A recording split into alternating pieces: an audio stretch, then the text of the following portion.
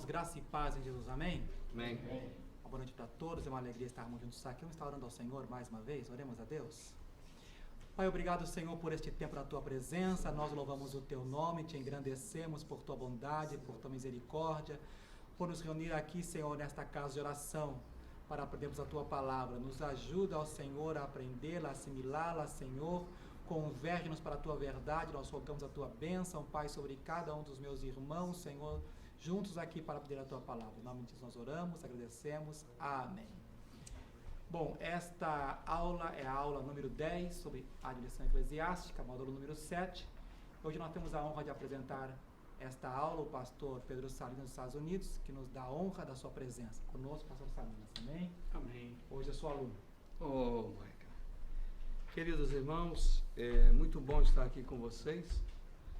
Nós, nesses últimos dias, já estamos nos tornando uma figura que está sempre aí, né? Um arroz de festa. Então, resolvemos aceitar esse convite, porque é um convite que é irrecusável, né?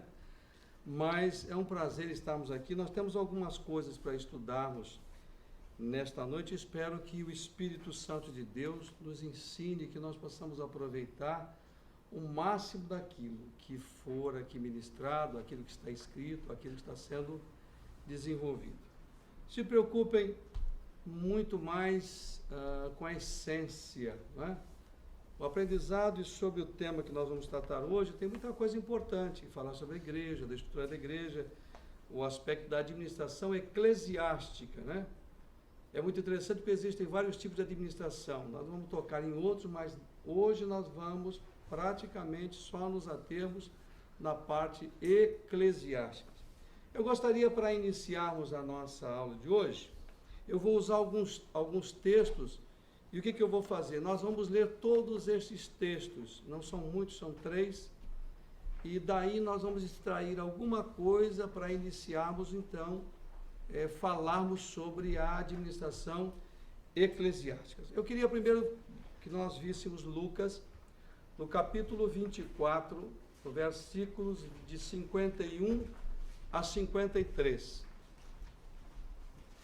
Nós não temos esta citação deste versículo no livro que vocês todos têm, mas eu achei por bem, achei interessante trazer este versículo para que a gente pudesse ver a saída, o momento em que o Senhor Jesus, nós vamos ver dentro do contexto, né? É a saída dele. Então vamos lá. E aconteceu o quê? Abençoando-os, ele se apartou deles e foi elevado ao céu. E o versículo 52. E adorando eles, tornaram com grande júbilo para Jerusalém. E estavam sempre no templo, louvando e bendizendo a Deus. E fecha, pelo menos na minha tradução, no amém.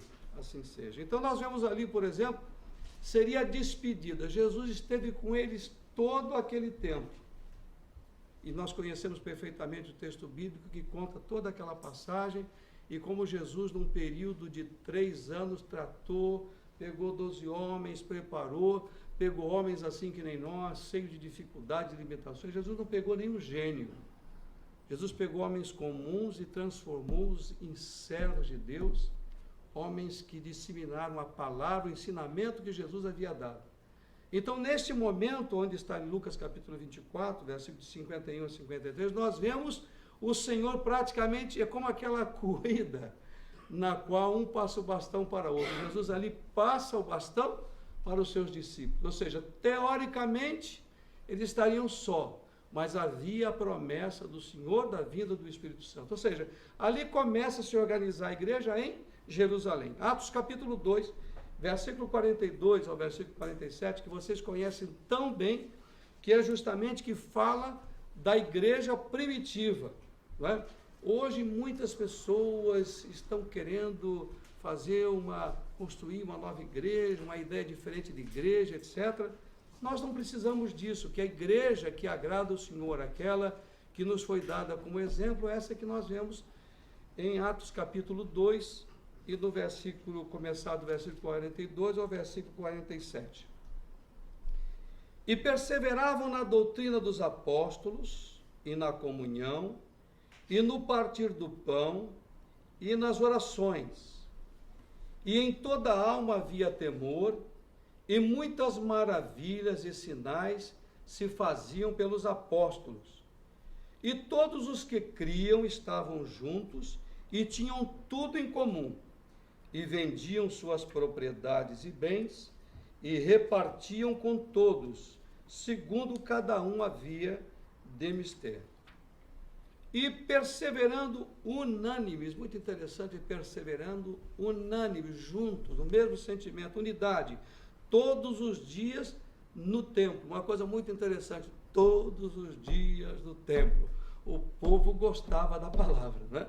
Todos os dias no templo. E partindo o pão em casa, quer dizer, havia comunhão tanto com os irmãos como também em casa. E partiam o pão em casa. Comiam juntos com o quê?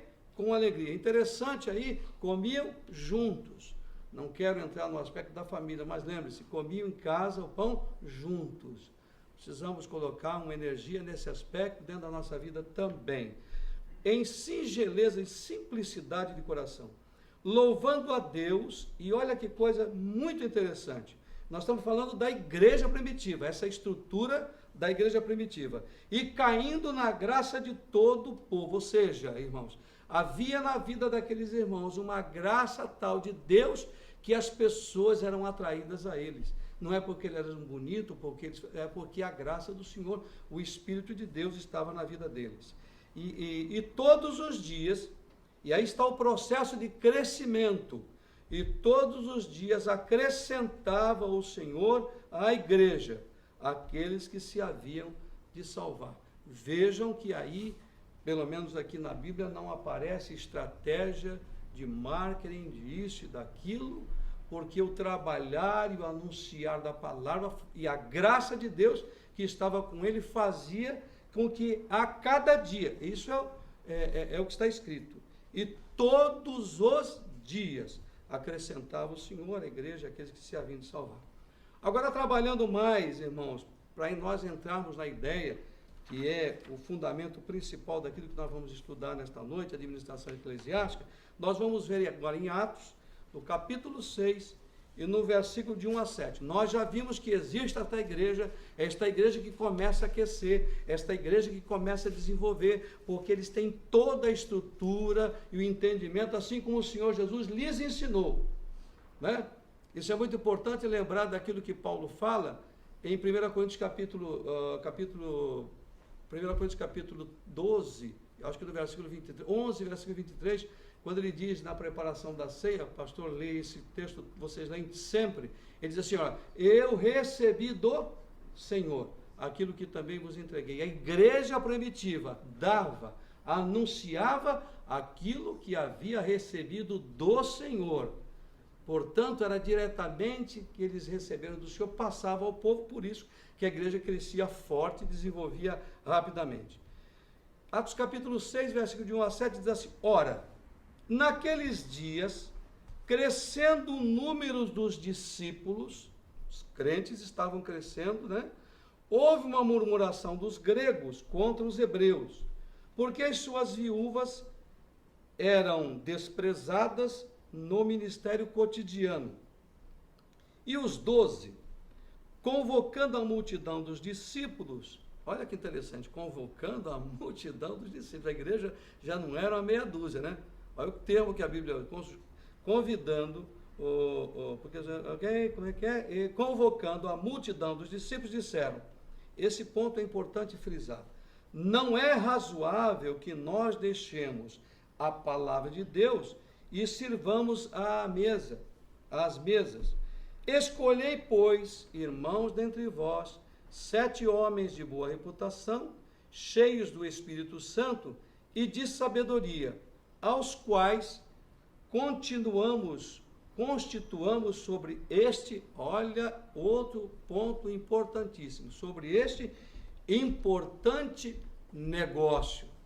Não que a igreja seja vista como dizem os amigos, business, um negócio e que tem dinheiro, mas é uma estrutura. Havia necessidade de se estabelecer a igreja com uma estrutura funcionando como um negócio. E aqui diz, sobre este, não era um negócio qualquer, era um importante negócio, não é? Mas nós, ainda frisando esse tópico, mas nós perseveraremos na oração e no ministério da palavra. Esse é um ponto que nós vamos verificar e trabalhar mais adiante. E este parecer contentou toda a multidão. Por que multidão? Diante das circunstâncias do ajuntamento de tanta gente, era necessário se fazer uma estruturação. Fazer uma estruturação que envolvesse uma administração eclesiástica para administrar toda aquela obra, todo aquele trabalho. E este parecer contentou a toda a multidão, e elegeram Estevão, um homem cheio de fé e do Espírito Santo, e Felipe, Prócoro, e Nicanor, e Timão, e Pármenas, e Nicolau, prosélito de Antioquia. E os apresentaram ante os apóstolos, e estes, orando, lhes impuseram as mãos, e interessantíssimo, e crescia a palavra de Deus em Jerusalém, se multiplicava muito o número dos discípulos, e grande parte dos sacerdotes obedecia à fé. Então, irmãos, neste ponto aqui, nós vimos lá em Atos a estrutura, ou seja, como a igreja estava crescendo e desenvolvendo. Como é que a igreja espiritual, ela funcionava? Funcionava e deve funcionar hoje. Nós não devemos mudar aquilo é bíblico. É assim a visão da Bíblia Sagrada referente à igreja. Porém, a igreja tomou proporções, porque este era o propósito de Cristo, este era e é o propósito de Deus. É por isso que nós estamos aqui no Japão, vocês estão aqui no Japão. Tem uma igreja abençoada com 500 membros, nós precisamos de 1.000, de 10.000, de 100.000, precisamos alcançar o Japão. E, evidentemente, para fazer isso acontecer, é preciso ter uma estrutura administrativa, senão a coisa fica, como diríamos no português, meio bagunçada. Devido ao crescimento da obra, as diversidades de necessidades que surgiam, à medida que muito iam se congregando, surge a carência da organização da igreja como um organismo vivo, dinâmico e complexo. É complexo.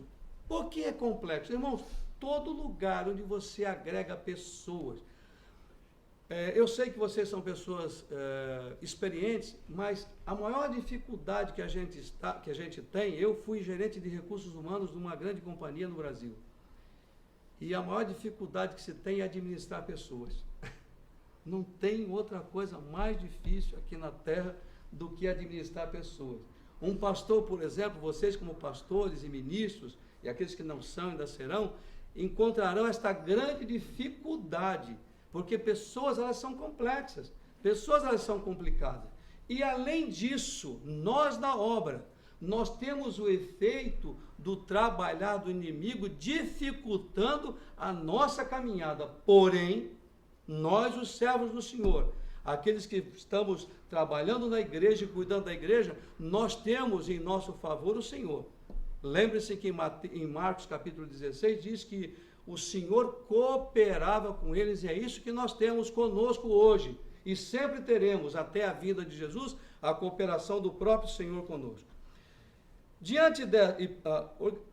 Dinâmico e complexo, do ponto de vista das várias vertentes que passam a existir. Por que são várias vertentes?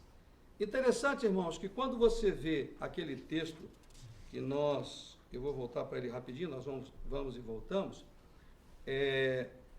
nós vamos perceber que quem notou e criticou, por exemplo, a forma como a igreja estava evoluindo e desestruturada organizacionalmente, foi justamente outras pessoas, foram aqueles que estavam de fora, não é? Eu quero ver aqui, me ajude, os gregos, não é?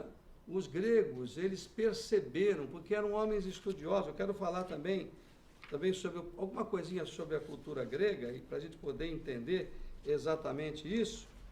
E, às vezes, na nossa vida, irmãos, e no trabalhar da igreja, É por isso que nós temos que ter o nosso coração aberto. Nós não podemos deixar a soberba entrar no nosso coração quando nós somos líderes, né? Que a Bíblia diz que a soberba precede a queda. Quem se torna soberbo, porque, meu irmão, o resultado que você tem, que você pode ter, não é um resultado somente devido à sua capacidade, à sua habilidade. Lembrem-se que quem faz a igreja crescer é o próprio Deus. Claro que nós temos que organizar, claro que nós temos que estruturar, claro que nós temos que colocar métodos, maneiras e forma de que tudo seja feito com organização, etc. Porém, este crescimento vem do Senhor. E nós vamos ver então, aí nesse toque que eu estou dando, nessa análise que eu estou fazendo, antes de entrar propriamente dito nas lições do nosso livro, nós vamos ver que o crescimento em número de pessoas aponta para as necessidades, muito interessante isso, não somente espirituais, certo? As necessidades que a igreja, quando há um ajuntamento, quando ela cresce, não são só necessidades espirituais. Se as necessidades fossem só espirituais, seria fácil, né? Lembra que Tiago diz que nós temos que cuidar? Nós vemos a necessidade do irmão, diz, olha, o Senhor seja contigo, está abençoado, etc. Nós temos que cuidar dele, nós temos que ajudar ele, nós temos que apoiá-lo nas suas necessidades, não só nas necessidades espirituais, que é a nossa função como servo, como ministro de Deus, mas também nas necessidades, nas carências que as pessoas têm. Um elenco, um leque de necessidades se apresentaram, necessidades sociais. Então, aí, as viúvas, entre elas, o Atos capítulo 6 faz o destaque. Quer dizer, eles estavam envolvidos na obra, no crescimento, e as viúvas estavam ali com as suas dificuldades. Provavelmente, onde tem viúva, pode ter órfãos, não é verdade? E a igreja, talvez, apesar da preocupação, se vocês, como nós vimos ali no livro de Atos, a estrutura da igreja, traziam tudo aos pés dos apóstolos, porém isso precisava ser organizado, precisava ser arrumado. Os que ministravam a palavra, além disso, tinham que cuidar de muitos outros detalhes. Hoje, quando nós entramos aqui, nós vimos, eu estava aqui logo no começo, vi o pastor Cid, eu tentei ajudá-lo, mas ele não quis, né? O pastor Salinas já está meio velhinho, aquela coisa toda, mas ele organizou as cadeiras, etc e tal, claro, porque vocês já imaginaram o pastor tendo que fazer tudo o que fosse necessário, por exemplo, nesta missão, nesta igreja, seria impossível ele fazer. Então, diante do crescimento do trabalho, é por isso, irmãos, que vocês estão aqui, é por isso que vocês foram chamados, para ajudar, e é importante que saibam como fazer com graça, com sabedoria, fazer de uma maneira com qualidade para a glória do nome do Senhor.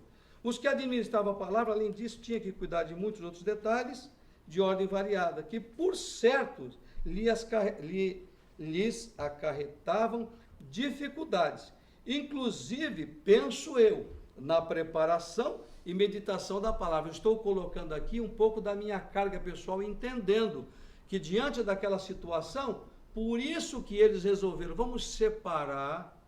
Aí iniciou o processo da organização administrativa. Eu não faço tudo sozinho. Quero reportar a vocês algo que vem no meu coração agora. Lembram-se quando Moisés tinha sobre ele a carga daquela multidão e chega o seu sogro e lhe dá um conselho de administração de pessoas. Diz, Moisés, tu não consegues atender todo esse povo, tu sozinho não podes fazer. E muitos vinham para ser atendidos, esperavam o dia todo e voltavam para casa, o quê? Tristes, aborrecidos. Então o que ele falou? Levanta, mesmo princípio lá no deserto. Vocês vejam como Deus é um Deus organizado. Para mostrar e para que nós possamos pensar nessa organização maravilhosa de Deus, é só nós pensarmos no nosso corpo físico, como tudo é organizado, está em equilíbrio, está em balanço, e nós olharmos para os céus, para o universo. Assim como a Bíblia diz que os céus proclamam a glória de Deus. A glória de Deus está ali na sua organização, tudo funciona perfeitamente. E a igreja? Vai ficar de qualquer forma? Não, então o Senhor Deus trouxe uma palavra, trouxe uma orientação aos seus servos. Então eles se sentiam, então vamos fazer o seguinte, vocês vão servir à mesa, vão cuidar e certamente distribuíram tarefas, e nós vamos só nos dedicar ao ensino da palavra, A igreja ganhou com isso? Sem dúvida. A igreja foi impulsionada com isso? Não tem a menor dúvida. Agora, o que foi feito antes, irmão, serve de exemplo para nós também aqui hoje, né? Não é razoável que nós deixemos a palavra de Deus e sirvamos a mesa. A palavra de Deus tem prioridade.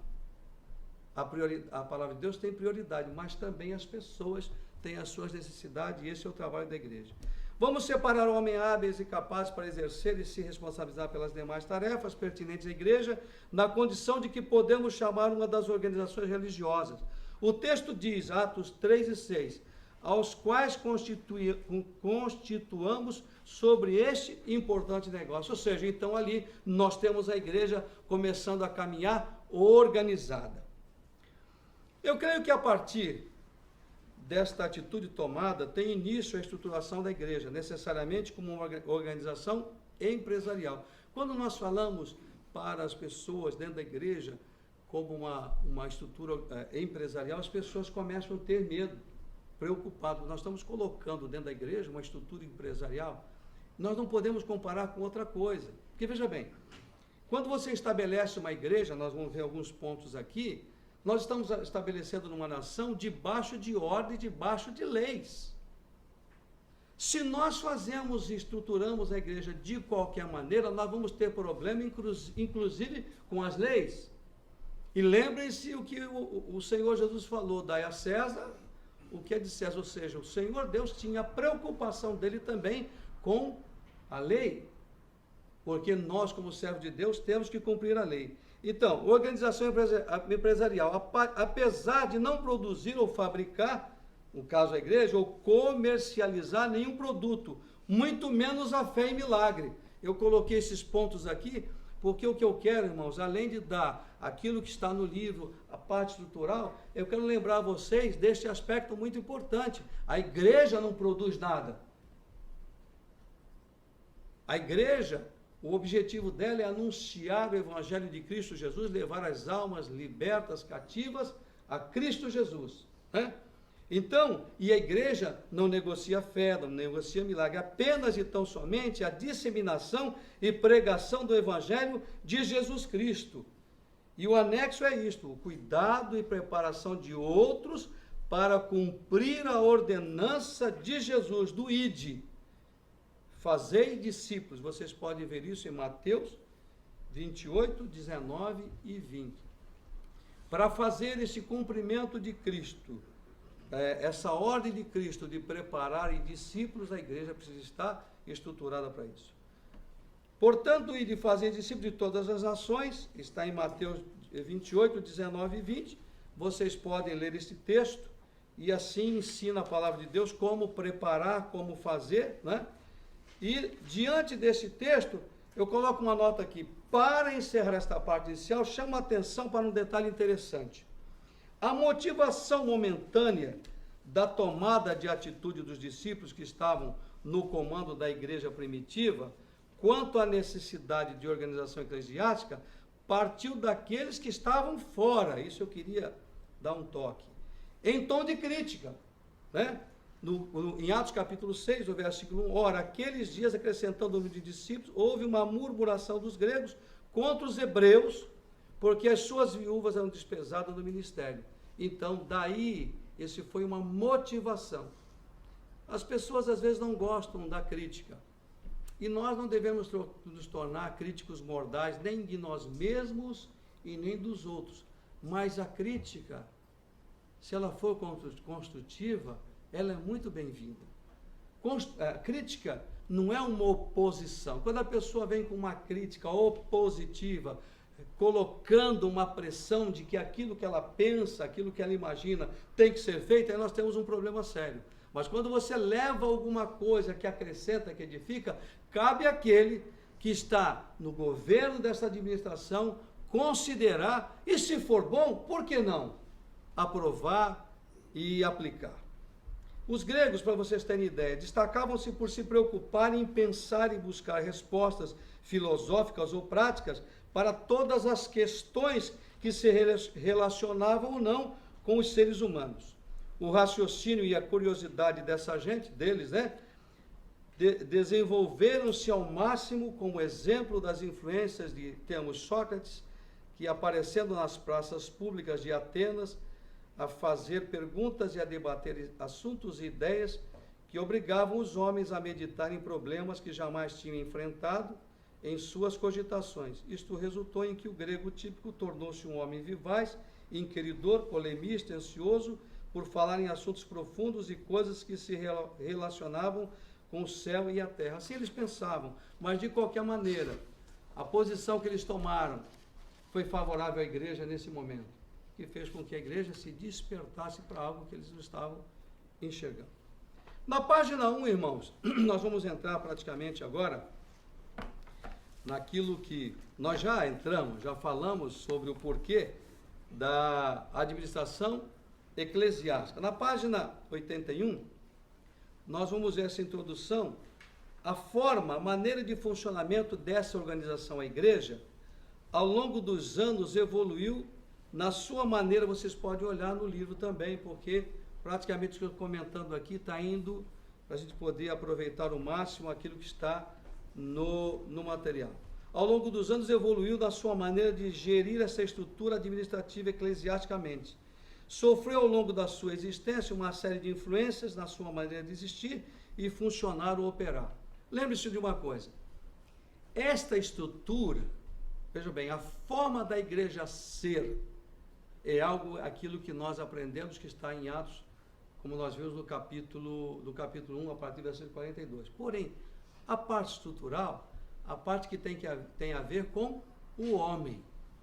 Então, a Bíblia Sagrada não define, praticamente com relação à administração eclesiástica, muita coisa. Ela deixa a critério dos homens, daqueles que se organizam e definam.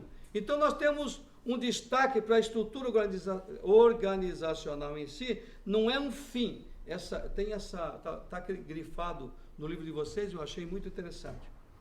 Estrutura organizacional em si não é um fim, mas um meio para o fim. Ou seja, a estrutura organizacional ela é importante? Ela é importante, mas ela não é o mais importante. Se nós nos preocuparmos com a igreja, única e exclusivamente com a estrutura organizacional, nós vamos perdendo um aspecto espiritual. Aí o que nós vamos falar é que nós nos tornamos uma igreja engessada, não é? Todas as coisas são por normas, são todas escritas, são todas definidas, previamente definidas, e aí nós começamos a não ter liberdade para aquilo que é o principal ponto da igreja, que é o desenvolvimento da área espiritual. E nós temos aí, a administração eclesiástica tem a ver com estrutura e operação. Até muito importante isso, porque você pode fazer uma estrutura, provavelmente o pastor Cid está passando aí os slides para você. Você pode fazer uma estrutura que essa estrutura não funciona. Concorda comigo? Nós podemos, de repente, nos preocupar tanto de fazer uma estrutura tão delicada, tão intrincada, que, de repente, nós temos uma bela de uma estrutura, mas ela não funciona. Muito pelo contrário, ela dificulta o processo. Então, nós vamos ver que a chave, a Bíblia, não dita, isso foi colocado como uma chave, que a Bíblia não dita essa estrutura, o que eu comentei agora há pouco para vocês. Mas os homens desenvolveram praticamente 3 tipos. E nós vamos dar uma olhada aqui. A Bíblia expõe princípios, deixa a cargo dos homens a forma de estrutura e operação. Evidentemente que é muito importante sem ferir os princípios bíblicos. Então, irmãos, a igreja, ela precisa se organizar, ela precisa se estruturar, ela precisa dos membros para fazer isso, porque a igreja não vai pegar pessoas de fora que não têm o conhecimento de Cristo, que não fazem parte da nossa irmandade, que não receberam a Cristo, porque elas nem vão entender. Por exemplo, as igrejas americanas, elas têm uma dificuldade quando, dentro da estrutura administrativa da igreja, vamos dizer assim, na parte de tesouraria, eles podem precisar de um profissional. Dependendo das circunstâncias, se eles colocarem, abrirem isso fora da igreja, qualquer pessoa, qualquer cidadão com as habilidades profissionais para fazer aquilo, seja crente ou não, e ele pode ser obrigado, a igreja pode ser obrigada a contratá-lo. Então é muito importante, e aqui vai esse apelo e esta observação, irmãos, para que nós, crentes, nós estamos num país de uma cultura muito fechada, muito difícil, mas por sinal uma cultura muito bonita. Esse país é um país organizado. Nós podemos olhar que, eu penso que o Japão é até mais organizado que os Estados Unidos. Eu ouvi agora há poucos dias, foram ontem, antes de ontem, nós vimos alguma coisa sobre as próximas Olimpíadas que se darão em Tóquio no ano 2020, e eles estão numa expectativa de um show na área administrativa e organizacional. Agora, eles têm tudo isso, o que está faltando a eles? A esta nação? O Senhor Jesus Cristo. Por isso nós estamos aqui como igreja, nos fortalecendo, nos organizando para isso. Então, quando a Bíblia Sagrada nos deixou, o Senhor Deus nos deixou a cada um de nós, como igreja, o privilégio de nós nos organizarmos. E, evidentemente, se possível, colocarmos nessa estrutura homens e mulheres que conheçam e que reconheçam o Senhor. Aqui vai um apelo, que era o que eu queria dizer. Estudem seus filhos, abençoe a vida dos seus filhos, incentivem seus filhos a estudar, porque a igreja vai precisar de contadores especializados, vai precisar de homens em várias áreas, e seria maravilhoso que estes homens que vão fazer parte da igreja, nessa estrutura, não que outros não possam fazer, quem não tem o seu curso universitário, não tem nada a ver, porém, à medida que o Senhor vai abençoando o seu povo, vai crescendo, vai desenvolvendo, este conhecimento também pode ser utilizado em benefício da estrutura da própria igreja, para que nós tenhamos uma igreja firme, sólida espiritualmente e organizada materialmente, como uma empresa, como um organismo, como uma organização. O que a Bíblia determina são absolutos. A igreja determina, pode ser mudados, ajustados, ou seja, aquilo que está na Bíblia, aquilo que é conceito para a nossa salvação, para a nossa vida, nós não podemos mudar. Vamos olhar, por exemplo, aqui. A Bíblia determina princípios, propósitos e prioridades. Como nós vemos aí do lado, são absolutos que precisam ser seguidos. Sobre o risco de que, se nós mudarmos isso daí, nós estamos enfraquecendo a estrutura espiritual da igreja. Por outro lado, a igreja determina, porque cada igreja determina isso. São programas, padrões e formas não absolutos que podem ser estruturados para suprir necessidades de ordem cultural e outras. Então, irmãos, evidentemente que existem alguns padrões, inclusive o próprio livro traz alguns estudos, algumas coisas que podem nortear a uma igreja. Não é o nosso caso. Eu falei até com o pastor Cid, o que nós queremos fazer aqui é ter apenas o conhecimento. Essa igreja está estruturada. Essa igreja a cada dia melhora. Vocês fazem parte desta melhora e desta estrutura. Mas é importante para aqueles que vão coordenar, é importante para aqueles que vão estar à cabeça da igreja, que tenham conhecimento. E quando nós temos conhecimento, nós nos tornamos fortes. Quando nós temos conhecimento, eu posso usar aquilo que eu falo sobre o conhecimento da Bíblia, da palavra de Deus. Vocês sabem que muitas pessoas começam a ficar confusas, crentes. Essas pessoas crentes ficam confusas porque elas sequer conhecem a palavra de Deus. Então eu chamo isso, se você cristão não tem uma matriz da palavra de Deus, qualquer coisa que venha de fora, você começa a ter dúvida. Por que você tem dúvida? Você tem dúvida porque você não tem uma matriz fundamentada na palavra. Por isso eu tenho muita preocupação e digo aos irmãos que leiam. É muito importante ler, ter visões interessantes, verificar o que Deus deu a um escritor, a outro, etc. Mas fundamentalmente leiam a Bíblia. Conheçam a Bíblia. conheçam a palavra de Deus. E no caso da organização da igreja, é fundamental preservar aquilo que nós recebemos do Senhor como norma, como regra, como base. Isso nós não podemos mexer, sob pena da igreja se fortalecer, se enfraquecer e vir aí, através destas aberturas, dificuldades que levam as igrejas à derrota. E nós sabemos disso. Nós temos visto isso no dia a dia. Na página 82, por exemplo, está colocado coisas que não mudam, e nós temos alguma referência. A verdade de Deus, está aí na página 82, lá no comecinho, assim sendo, coisas que não mudam.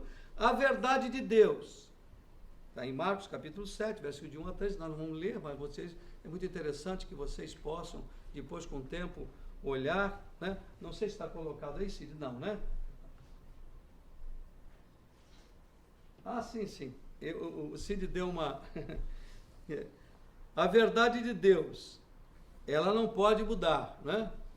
Então, a mensagem de Deus, também não, são coisas que não mudam, que nós podemos dizer que são imutáveis.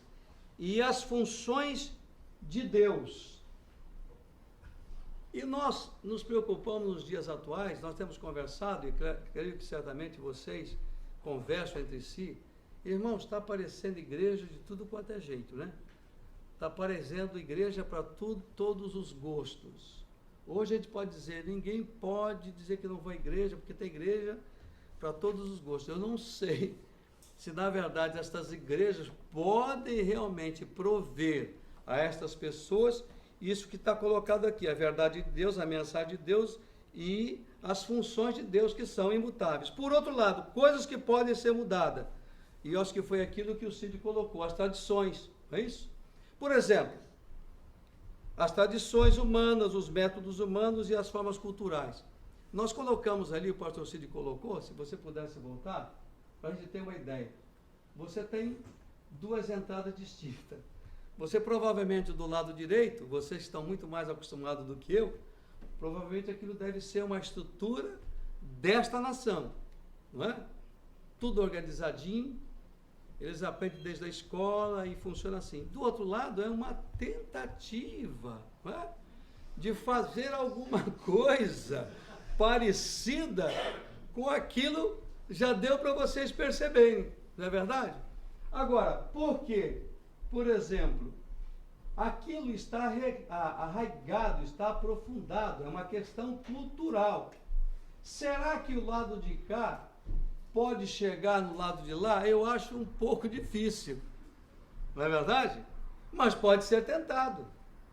Assim como um outro ponto interessante que me veio na mente agora, irmãos, é o seguinte: esta igreja que vocês estão vivendo aqui, eu posso falar, né, a igreja do Japão, esta igreja que vocês estão vivendo aqui, como aquela igreja, vamos dizer, a igreja brasileira que vocês estão vivendo aqui, assim como a igreja brasileira que existe nos Estados Unidos e outros países, elas vão sofrer mudanças. Ou melhor, elas estão sofrendo mudanças na sua estrutura, não do evangelho. Que mudanças nós poderíamos dizer, considerar, até com base naquilo ali? É a língua. Provavelmente já daqui a alguns dias, daqui a algum tempo, essa igreja, na escola dominical, do trabalho com as crianças, não vai poder mais usar o português. Porque o português não será mais a primeira língua dos nossos filhos. Eu posso dizer dos meus netos. Não é verdade? Então, o que a igreja tem que fazer? Ela tem que se estruturar. Nós não vamos poder pegar as nossas crianças e fazer com que elas tenham que aprender o idioma. Isso não é papel da igreja. O papel da igreja é se organizar para que o evangelho, aleluia, chegue mais fácil, alcance mais fácil, sem que a sua essência, é aquilo que está no ladinho aí, seja mudado. A verdade de Deus, tudo aquilo acerca de Deus e da sua palavra, não pode ser mudado, não pode ser mexido. E se for mudado, se for ser mexido, vamos ter problemas. Esta igreja, porque veja, irmão, Nós estamos falando aqui da igreja como estrutura, mas nós temos duas igrejas que estamos falando aqui. É da igreja espiritual, que é aquela que está baseada nas verdades imutáveis da palavra de Deus. E nós temos aquela igreja estrutural, que é a que nós estamos pensando hoje. Mas as duas têm que caminhar uníssonos. Porque se caminhar só espiritual e sem estrutura, por exemplo, como é que nós vamos fazer com os nossos filhos, com os nossos netos? Como é que nós vamos fazer com os nossos jovens? A igreja já está se preparando. É o que vocês vivem numa igreja que está se estruturando. É fácil? Não é fácil. Agora, de onde vêm esses recursos? Não estou falando dos recursos financeiros. Eu falo agora dos recursos pessoais. De onde vem? Do meio da própria igreja.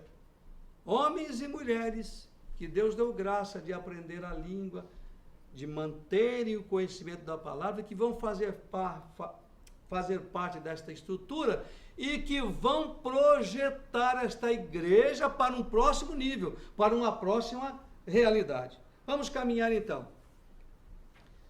Deixa eu ver aqui. Coisas que não mudam, coisas que podem mudar. Padrões. Então, princípios fixos e princípios flexíveis. Vamos ver. Vamos tomar, por exemplo, e fala aqui Atos 2, 42, 47, os princípios imutáveis que eram as necessidades das pessoas que tinham que ser supridas. Mas o padrão, a forma em que isso era feito, poderia ser mudado. É possível suprir as necessidades sem vender propriedades e ter tudo em comum. Veja bem, princípios transcendem a cultura, são fixos. E padrões tendem a se conformar à cultura, são flexíveis. Como é que eu poderia dar um exemplo disso? Uma igreja brasileira aqui, formatizada, estritamente na forma brasileira, funcionaria aqui? Não. Isso nós não estamos mexendo no aspecto espiritual, certo? Da palavra nós não mexemos. A mesma coisa, se a igreja japonesa, com a estrutura que ela tem, ela fosse querer se estabelecer, por exemplo, no Brasil, ela teria sucesso? De forma nenhuma. Ficaria restrita a alguns números de pessoas, ela não cresceria. Então, irmãos, nós temos que abrir a nossa visão, porque o nosso propósito é ganhar o mundo.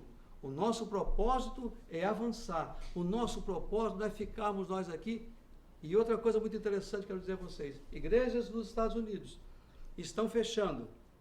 Algumas delas. Porque elas não se prepararam para os jovens.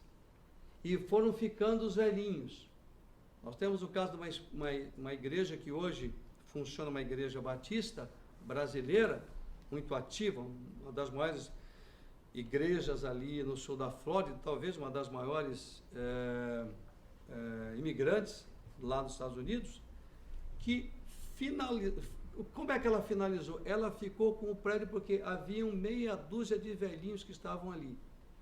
E eles não podiam nem mais assistir os cultos. E não tinha nem pastor que o atendesse, porque envelheceu a igreja junto com o pastor. Né? Entrou uma igreja brasileira, renovada com jovens, e deu um crescimento naquela igreja. Né? E que hoje está voltada para os brasileiros, mas com a visão nos filhos dos brasileiros, nos netos brasileiros e nos americanos. A mesma coisa que vocês fazem aqui. Claro que a igreja tem que preservar os vossos filhos, os vossos netos, mas com visão, o quê? Na nação. Por isso Deus nos trouxe aqui. Então esses princípios, existem princípios fixos que transcendem a cultura. E existem os padrões que tendem a se conformar com a cultura. Então nós vamos caminhar mais. Cuidado, a liberdade para usar estas práticas culturais está limitada da seguinte maneira: qualquer forma, padrão, estrutura ou método é permissível para cumprir o ministério da igreja, desde que não viole os princípios. Isso aí, irmãos, eles vão repetir aqui no livro, mas isso tem que ficar, isso é uma matriz para nós. A Bíblia você não toca. os princípios bíblicos fundamentais acerca de Deus, da sua existência, de como Ele é, isso a gente não pode negociar. Assim como nós não podemos negociar com o pecado, nós não podemos negociar em mover, em tirar ou acrescentar nada da palavra. Porque o que nos leva para o céu, aí é interessante, não é a estrutura que a igreja tem. Não é o trabalho social que a igreja possa fazer, se bem que isso é muito importante e pode atrair muitas pessoas, assim como foram atraídas a Jesus. Lembra-se que foram atraídas pelo pão? Jesus disse, se vocês me procuram pelo pão que permanece, vão trabalhar. Mas o pão também é necessidade, era uma motivação das pessoas se aproximarem de Cristo. E de todos que vêm, sempre alguns ficam. Então nós temos que ter muita preocupação com isso. Formas e padrões. Sejam compatíveis com os seus ensinamentos e com o espírito da Escritura. Planos, programas, tradições, rituais, métodos, etc. podem ser, eu não gosto muito desse termo bolados aí, né? Talvez uma tradução, né? Pode ser organizados e preparados, apontados e modificados para se encaixarem num contexto cultural e social da igreja, para que as necessidades de ministério das pessoas sejam supridas. Os princípios são sagrados, as tradições não. E nós sabemos disso. Nós sempre falamos igrejas tradicionais, elas mantêm aquela tradição, aquela liturgia. Ela não está pecando por esse motivo de utilizar. Porém, vejam bem, se ela tem a sua liturgia, a sua tradição, mas ela mantém a palavra viva, ela prossegue. Umas desenvolvem mais do que as outras, é o que nós vemos, né? Lembre-se que a estratégia sempre para o crescimento é a estratégia divina. À luz desses conceitos-chave, agora nós consideraremos a administração eclesiástica sob 2 subtítulos. A estrutura organizacional e operação dessa estrutura. E nós temos um exercíciozinho aqui, que é uma tarefa, que vocês vão realizar agora, nós vamos pensar sobre isso e vocês vão realizar. A pergunta é, dessa tarefa, você consegue citar algumas tradições e rituais específicos das igrejas que possam estar violando princípios da palavra? É uma questão, uma pergunta. Vocês sabem a respeito disso? O que vocês pensam nisso? Vocês conhecem, veja bem, você consegue citar algumas tradições, tradicionalismo, rituais. Talvez tradições, mas rituais já começa a ficar mais claro para vocês. Existem igrejas que elas usam tradições e rituais específicos das igrejas que possam, nós não estamos afirmando, mas à luz da Bíblia, há um confrontamento, uma violação dos princípios da palavra. Alguém pensa em algum para a gente poder fazer e cada um fala? Pois não. Então, eu estava mais ou menos observando aqui a tradição e a cultura que tem no Japão. Sim. E ela vai junta, né? Porque, por exemplo, vamos falar sobre a festa do Obon, que é a festa do Matsuri, na verdade, né? Que a gente vê os, como que chama em português? Fogos. Fogos artificiais, né? Então é muito bonito. A criança dentro da escola está sendo ensinada a viver a tradição que juntamente vai com a cultura. Porque isso daí é uma cultura e a tradição por anos que vai se tornando, vai trocando de formas, mas na verdade o fundo de tudo isso é a adoração aos mortos. Esse é que é o ponto. Ela colocou exatamente. Os fogos são bonitos, mas vem cá, qual é a motivação? A irmã está dizendo que a motivação, a adoração aos mortos. Como é que nós vemos isso com relação à palavra? Não tem nada a ver. Então, aí como é, e nós precisávamos falar um pouco do relacionamento pais e filhos, mas os pais, os crentes precisam ficar atentos. Agora, não adianta simplesmente proibir, né? Baseado também no que você está falando, outra coisa pode ser o Halloween, né? Uma coisa tão legalzinha, uma coisa tão aparentemente, mas o que é aquilo? é algo que pode trazer traz um confrontamento com a palavra, e as pessoas estão glorificando não a Deus, não a Cristo, muito pelo contrário, né? Vocês vejam o pano de fundo daquilo. Agora, isso é uma situação, ou seja, são coisas que estão contra a palavra. E nós, a igreja, nós precisamos ficar atentos. No meu tempo de menino, os pais proibiam, a gente ficava entre a cruz e a espada, o punhal, não sei. Por quê? Queríamos ir porque as coisas nos agradavam como criança. Por outro lado, é pecado. Ora, mas o que é pecado? Nós não entendíamos o que é. E se você também fosse perguntar aos seus pais, provavelmente eles diriam, é pecado, mas nós não sabemos que é pecado. Porque também não havia, não todos, evidentemente, um ensinamento, uma orientação. Agora, a igreja, o mundo faz o que o mundo tem que fazer. Agora, qual é o trabalho da igreja? É preparar, é proteger, é orientar e não permitir que estas práticas façam parte da igreja. Hoje, em igreja, por exemplo, americana, é comum eles comemorarem o Halloween. Não é? E isso fere os princípios, sem dúvida. Pastor, mas, por exemplo, a festa de Halloween, ela tem uma separação. A gente já sabe que isso não é cultura, é uma tradição. Mas aqui no Japão, a cultura e a tradição vai juntas. Então, se você quer culturizar os seus filhos dentro da escola, fora da igreja, não tem como. Tudo está alinhado, porque elas querem vestir de kimono, é uma cultura. Mas o único dia que elas podem vestir assim é nessa festa. Ok. Então, a gente tem que trabalhar muito nessa área e não sabemos como fazer. Ainda está em transição, né? Sim, não sabemos como... porque a igreja aqui no Japão, e eu não sei como é que o pastor Cid vê isso, né? Mas são coisas que a igreja... Veja bem, nós não podemos deixar... Nós estamos falando de uma estrutura que avance contra a igreja, que entre dentro da igreja. Eu falei, por exemplo, que a igreja americana, ela de repente, sabe, para ser simpática. A palavra de Deus, irmão, não é simpática com pecado, a palavra de Deus não é simpática com cultura, respeita. Porém, essa estrutura é uma estrutura de Deus que não tem nada a ver com o inimigo. Então, isso aí é algo para trazer, para pensar, que estratégia usar, porque não se pode deixar de mandar a criança à escola. Não sei como é que é, pois não. Importante lembrar que a pergunta fala sobre tradições e ritos dentro da igreja. Dentro da igreja. Quais são essas tradições ou ritos? Exatamente. Que interferem É isso, na bem vida observado, é bem observado. Então, por exemplo, eu poderia citar, para vocês terem ideia do que eu pensei quando veio essa pergunta, que é muito comum que vocês sabem. Por exemplo, foco na posse, no possuir, né?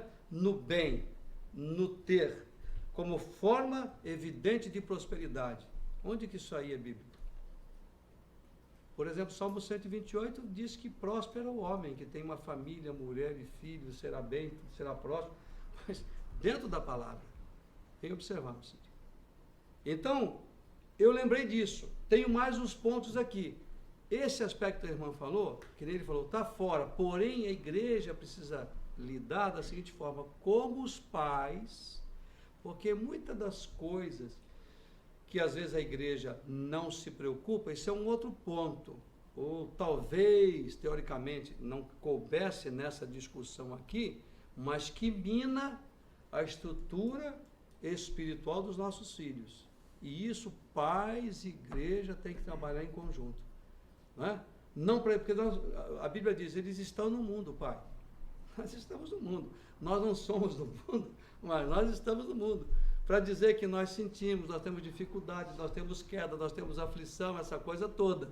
Porque se não estivéssemos no mundo, não estaríamos aqui. Agora, esse é um ponto que a igreja tem que trabalhar, assim como a igreja lá nos Estados Unidos deveria trabalhar também. Outros pontos mais, por exemplo, que algumas igrejas usam e que foi entrando sorrateiramente, de repente começa a fazer parte da forma de culto e que isso iria confrontar a palavra. Vocês lembram de mais alguma coisa? Ou vocês estão tão focados aqui na missão que vocês não veem nada? Que bênção, pastor. Eu poderia, só para ajudar vocês, para poder pensar e ampliar a nossa visão, outra coisa, é muito importante, eu vi um dia desse o pastor Cid falando, eu tinha comentado de outra forma com ele, a gente pensar um pouco fora da caixa. A cultura que vocês não fazem parte dela, mas que de alguma maneira vocês estão nela. Essa é uma cultura que pensa dentro da caixa. É muito difícil sair fora para olhar. Mas nós, como servos de Deus, nós como pais, e também pelo fato de vocês virem a serem líderes, tem que ampliar a visão, tem que entender mais. Por isso, sugiro a vocês que leiam, que estudem, não que se envolvam com aquela coisa e deixem a palavra, mas conhecer é bom. Por exemplo, uso de amuletos de proteção. Eu lembro de um cidadão que foi numa igreja e ele falava sobre um El Shaddai, não sei se era não sei o que, vendia uma flâmula, etc. Então você levava aquela flâmula para casa, você estava com a proteção. Onde é que está isso? Né? Flâmulas, copo com água. Eu não vejo essa base bíblica. Nós não estamos aqui falando de nenhuma igreja, nem preocupado. Nós estamos falando de coisas que não sei se o pastor Cid concorda comigo. Passar sobre a cruz, vocês nunca ouviram, mas existe igrejas, em um tempo eu acompanhei na Flórida uma igreja que fazia aquele ritual do pessoal passar, igreja evangélica, sobre a cruz. Sobre a cruz. Nós não vemos isso daí. Né? Sobre a cruz e coisas dessa natureza, fazendo-as parecer poderosas em si mesmo. A cruz, irmão, por exemplo, a cruz não tem poder.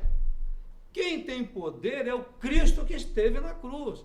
A cruz nos faz lembrar de Cristo. Mas nós não podemos olhar para o cinema e ver um camarada com a cruz e chotando o capeta com a cruz. Irmão, isso é outra coisa. Hã? Então, por exemplo, existem algumas igrejas por aí, com alguns ensinamentos e outras coisas mais que estão acontecendo. Quer ver uma outra coisa que está voltando?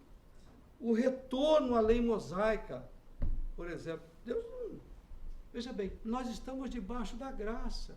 Existe muita gente saindo das igrejas e agora ele virou, está procurando as suas origens do judaísmo. E aí, de repente, irmão, então Cristo morreu em vão. Nós não estamos falando aqui contra isso, mas se você conhece a palavra, então muitas igrejas, eu acompanhei a vida até de alguns homens que fizeram, olha, muda até o nome. Daqui a pouco vai fazer que nem cantor aí que muda o nome por numerologia. Tem eu não lembro de uma cantora no Brasil que fez isso daí. Irmãos, isso está fora da nossa vida, porque os princípios bíblicos não podem ser movidos, isso não tem base, né? Como se trouxesse, como se eu de repente descobri, eu sou judeu, isso vai trazer para mim um benefício espiritual, a salvação. Se eu não aceitar Cristo, ninguém vem a mim a não ser, ninguém vem ao Pai a não ser por mim. É Cristo, Cristo é a porta. E, vocês entendem? E essas coisas começam, e o pastor Cid e outros pastores têm que ficar atentos, porque de repente aparece um aí, e aquilo, irmão, aquilo começa a pegar, está fora. Você lembra de mais alguma coisa? Só eu que penso nesses negócios aqui, só eu que vejo Jesus amado. Hã? Congregar virtualmente, por exemplo, na internet agora. Opa, bem observado. Na verdade, pastor, eu acho que, não sei, é a minha opinião, né? Sim. Da missão apoio, a gente está muito focado no Ministério Missão Apoio, e pelo menos eu que eu tenho na igreja que a gente congrega, eu tenho visto isso, né? Tradições que têm influenciado, né? Mas o maior perigo que eu vejo são os jovens, que é isso que a pastora Cláudia falou, porque a influência de eles estar, e eles são bem mais influenciados do que um país como o Brasil e Estados Unidos, porque são menos cristãos dentro de escolas, né, ensinamentos. Então isso a gente tem que, nós que somos adultos, acima de tudo, temos que aprender para poder ensinar, porque nós não temos essa, eu acredito, né, essa malícia ou liberalidade, acho que fala, né, que as pessoas querem ser simpáticas em trazer a cultura japonesa para dentro da igreja, né? Então, isso tem que tomar cuidado. exatamente. Então nós aprendemos e passar. Isso, e ficar atento, Porque, na verdade, quando a proposta aqui não é que nós busquemos dentro da missão, é nós olharmos por aí, porque se nós soubermos o que está acontecendo... Se nós olharmos, tem. Mas a sim. gente está focado na missão. Exatamente, mas aí é que eu estou dizendo. Não, vocês não vão agora tirar o foco daqui e vão botar o foco lá fora, mas tem que ficar atento. Lembrem-se que aquele que cuidava como pastor, o que ele fazia? Mantinha a ovelha ali. E na hora de buscar aquela que saía, ele não largava todas, colocava no curral, etc e tal, sempre a cuidado, sim. A pastora Cláudia tocou um assunto importante quando a pessoa congrega via internet, naquele caso da irmã que nos falou no batismo, na questão do óleo ungido, que ela comprou um óleo ungido específico, mas a pastora que fala qualquer demônio, essa é uma questão de um rito. Vocês entenderam? Foi uma situação de alguns dias atrás. Então começa a entrar alguns conceitos, entendeu? Totalmente antibíblico. E nós precisamos estar atentos contra isso, para que isso não venha macular e desestruturar a igreja. Eu coloquei outra coisa também. Dar tamanha ênfase ao sábado. Eu trabalhei com uma moça, ela trabalhou para mim numa companhia que eu tinha, muitos anos atrás, e eu fui conversar com ela. Eu tive a nítida impressão, e ela era envolvida com isso até... tive a nítida impressão, quando eu conversei com essa moça, que sabe quem salva? O sábado. Pouco se falava de Cristo. Você podia fazer isso, aquilo, mais o sábado. Então, irmãos, precisamos ficar atentos. Quando as pessoas começam a ter um movimento, eu agora aqui, eu só vou orar, eu vou subir não posso sair daqui, eu vou subir no púlpito, agora eu tiro o chinelo, eu fico, aqui é natural, né? Mas eu vi muita gente, irmãos, isso não é Bíblia. Mas quando Moisés, irmão, foi lá aquela situação, entendeu? Porque se for assim, se eu tiver uma necessidade, eu não posso ir ali, não posso orar na fábrica ali, não posso ir no banheiro lá, porque Jesus não vai no banheiro. Então nós precisamos tomar cuidado com essas coisas que vêm tão devagar. E aí o irmão falou, irmão, eu orei assim com o chapéu até a cintura e Deus, aí todo mundo, não tem nada a ver. E essas coisas começam a entrar e nós precisamos ficar atentos, conosco mesmo, sim. Essas coisas que o pastor está citando, é como o misticismo entrando dentro da igreja. Né? E essas coisas, elas têm relação à cultura do país ou... Então, veja bem, o diabo, ele ataca de tudo quanto é jeito, entendeu? Então você pode ter uma influência da própria cultura do país tentando entrar, entendeu? Olha, eu vou até dizer para vocês, talvez eu esteja exagerando, mas nós começamos a negociar com algumas atividades que tem no mundo, nós queremos pegar os jovens. Então nós vamos permitir que uma atividade que tenha no mundo venha se fazer na igreja. Eu não sei. Eu tenho certas preocupações com isso. Porque é a mesma coisa, irmãos. Quando você tem pessoas que estão envolvidas na estrutura da igreja e de repente são pessoas que não estão vivendo uma vida de acordo com o Senhor. Eu já vejo um problema sério. Não, mas ele é um pianista exímio. Não importa, pode ser. O importante, irmãos, é estar diante de Deus de acordo com a palavra, de acordo com aquilo que não pode ser movido. Então nós precisamos ficar atentos, porque esta estrutura, nós às vezes nos preocupamos tanto com uma estrutura tão linda, nós queremos ter o melhor coral, nós queremos ter o melhor pianista, nós queremos ter... E daqui a pouco você está negociando, colocando pessoas que nada tem a ver com Deus, que seguem rituais, que fazem coisas que desagradam a Deus. O que acontece? É a história da laranja podre, né? Fica ali no meio, apodrece uma, apodrece outra, aí você fica sem pianista, fica sem o baterista, fica sem o cantor, acabou. Irmãos, muito cuidado. Porém, eu não quero fugir, porque eu sou tremendo para fugir dos assuntos do tema principal. Mas eu me preocupo com essa parte. Dentro dessa pergunta que foi feita, nós vamos perceber que existem muitas coisas que se fazem aí que não estão de acordo com a palavra. Então lembre-se, nós temos uma estrutura, mas a espiritual é a mais importante. A nossa estrutura estrutura administrativa, organizacional, ela vai facilitar, vai como se fosse uma catapulta para que jogasse o evangelho mais adiante, não para reter, não para ficar, não para prejudicar. Vamos então agora na página 83, estrutura organizacional, eu estou com uma dificuldade nesse organizacional, né, da igreja. Governo da igreja. Isso é uma coisa muito interessante, porque existem 3 formas, né, de governo que nós vamos verificar aí. Então, o governo da igreja ligada a uma denominação, igreja independente, comunidade, recém-implantadas ou em implantação. 3 formas com base bíblica.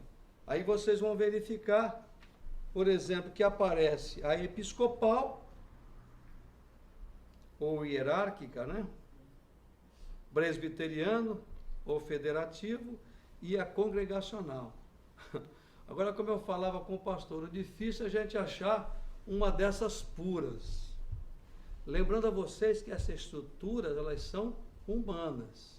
Elas não são estruturas divinas, porém são aceitas, evidentemente, porque elas se propõem a estruturar a igreja. Mas foram os homens que fizeram, não é? Então, a episcopal, vou aproveitar e ler com vocês lá. Perigo por concentrar poder total na mão do pastor. Pode se tornar uma pessoa acima de crítica e não prestar conta à igreja. Nesse caso aí estão associados a anglicana, metodista, Assembleia de Deus. E nós sabemos da dificuldade quando tem um homem que vira Deus, né? Qualquer pessoa que vira Deus. Então é complicado isso. Põe, tira. E normalmente no ser humano o que acontece?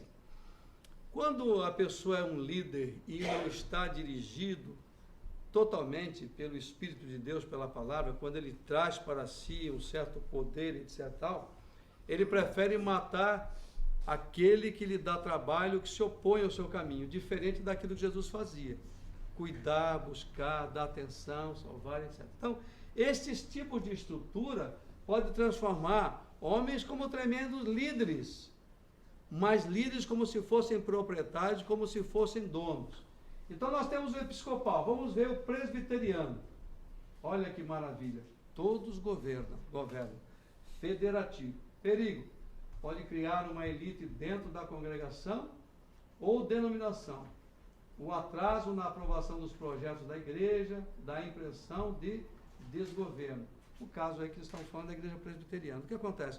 Você dá a um grupo de homens um poder. E esse poder acaba, sem querer, querendo, se torna uma coisa política. Porque se este grupo se une em todo, olha, esse vai, esse não vai. Não importa se tem ou se não tem graça, nós não vamos querer ele aqui.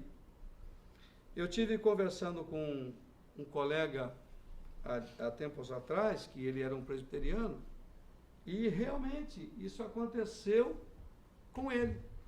Um homem que tinha 95% da aprovação da igreja, porque quando dá uma dificuldade aí, vai para a aprovação da igreja.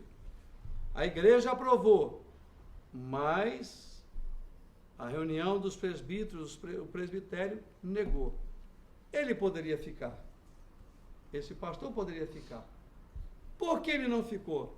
Porque a igreja estava com ele, mas aqueles, está vendo? Ao atraso na aprovação dos projetos, etc., são os homens detendo o poder. Aí nós temos um problema sério. Nós temos a estrutura administrativa dificultando o caminhar da estrutura espiritual. Com isso parando, dificultando. É um problema, mas ele existe, é uma forma, não é? Depois nós temos o congregacional. Alguns governam a todos. Perigo. Pode minar a autoridade do pastor local. Críticas às decisões do conselho. A morosidade com que os processos se desenrolam. Exemplo, igreja batista, igreja congregacional. Mas, na verdade, o que acontece? Talvez e provavelmente não exista um sistema desse totalmente puro. Porque como são reuniões e organizações humanas, nós do nosso grupo vamos tentar fazer aquilo que seja mais agradável às vezes. Às vezes se foge do propósito divino que é o espiritual para o interesse totalmente material. No livrinho de vocês aí, quando fala, por exemplo, episcopal, eu grifei: o bispo designa presbítero para as igrejas. E um pouquinho antes assim: a congregação tem pouco a fazer ou dizer acerca do funcionamento da igreja. Vocês leram aí? A congregação tem pouco a fazer ou dizer acerca do funcionamento da igreja. O bispo designa presbíteros para as igrejas. Ou seja, você tem uma pessoa ali que está acima dos próprios membros. Depois, no presbiteriano, no finalzinho está assim: a congregação tem pouco a dizer ou fazer acerca do dirigir a igreja. Ou seja, a igreja fica na mão, né, de uma pessoa ou de um grupo de pessoas.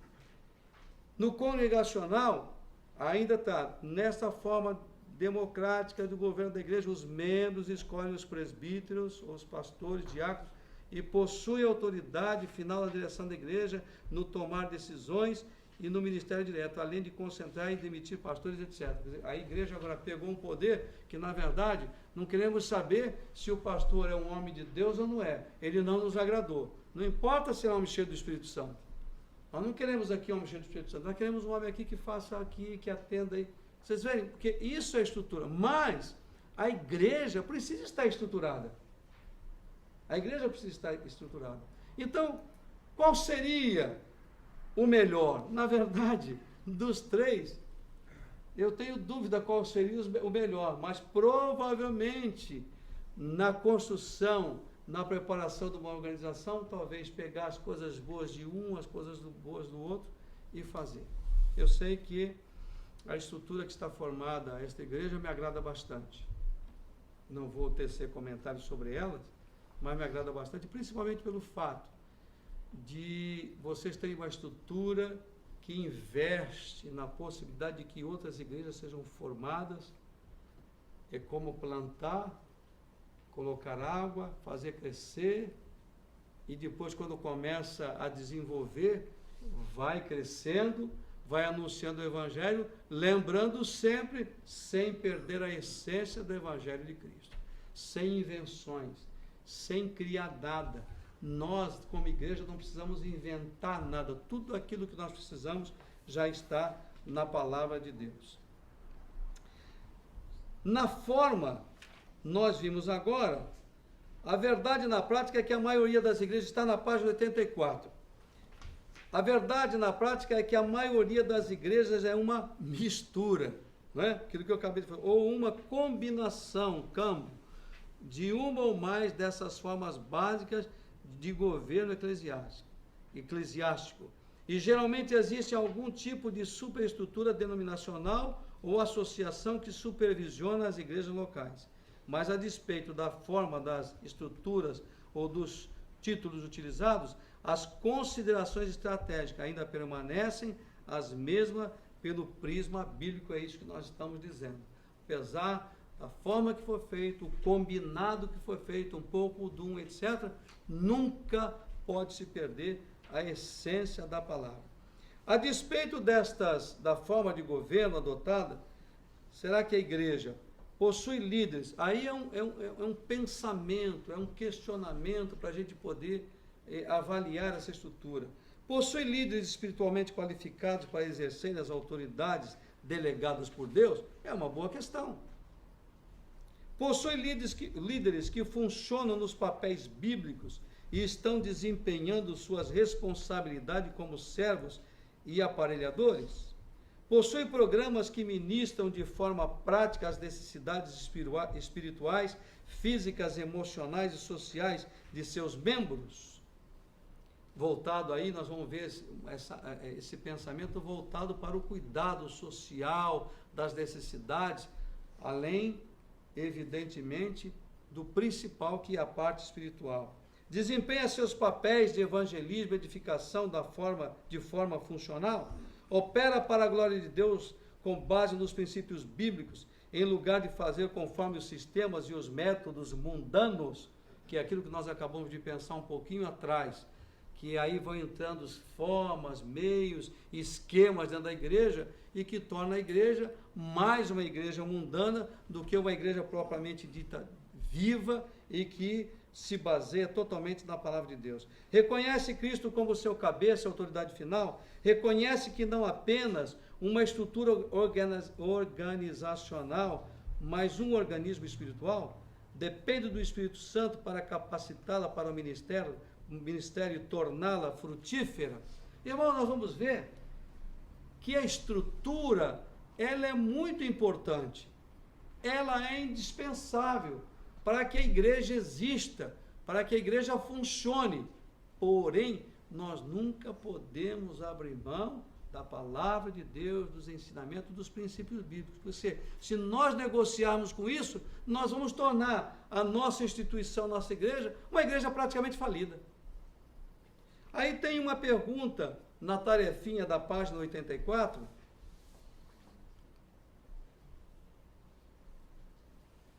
que diz assim: por que tanta importância é colocada sobre a estrutura e a forma da igreja? Será que isso realmente é tão importante? Por que sim e por que não? Vocês poderiam comentar alguma coisa com relação a isso? Você acredita que essa estrutura ela é tão importante? Tão importante. Por que ela é importante? Ela é realmente importante? A que ponto ela é importante? Essa estrutura ela é importante ao ponto de que a igreja caminhe, ao ponto de que a igreja avance, ao ponto da igreja se destaque. Vocês já imaginaram você chegar numa igreja totalmente bagunçada, desestruturada? Está aí. Lembre-se, as formas e os programas da igreja deveriam ser coerentes com as funções e princípios bíblicos. Aí, o pastor me lembrou muito bem. Existe, por exemplo, determinadas igrejas que estão trazendo o MMA para dentro da igreja. Lembra que eu falei um pouquinho agora atrás? Puxa, não, isso aí atrai. É como dizem os camaradas do marketing, isso vende. Isso vende, cara. Vamos fazer isso aqui porque isso vende. Irmãos, vocês sabem o que a igreja tem que fazer? Orar para que Deus traga avivamento, cura divina, milagre, libertação. Esta é a igreja poderosa. Então o que nós vemos ali, ó. Eu nem sabia eu também estava aqui, os irmãos aqui de Toyota, dentro da minha igreja, olhando, né? Eu nem sabia disso aí. Irmãos, o que vocês pensam disso? Se nós fizéssemos aqui em Toyota, pastor, armar um ringue ali fora...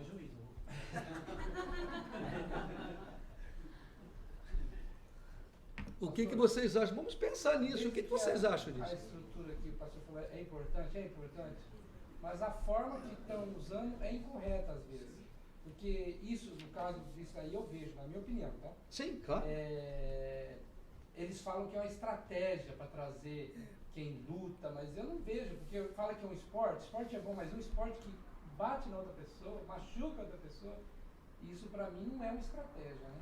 Irmãos, todas as coisas que nós virmos neste mundo e nós consultarmos este manual e não tiver aqui, nós podemos entrar em complicações. Deus não garante. É isso que vocês, como líderes e pastores e servos do Senhor, não fiquem preocupados em encher a cabeça de vocês com muito estudo, com muita coisa. Se puder estudar, glória a Deus. Fiquem preocupados em se manter na palavra. Sejam defensores da palavra.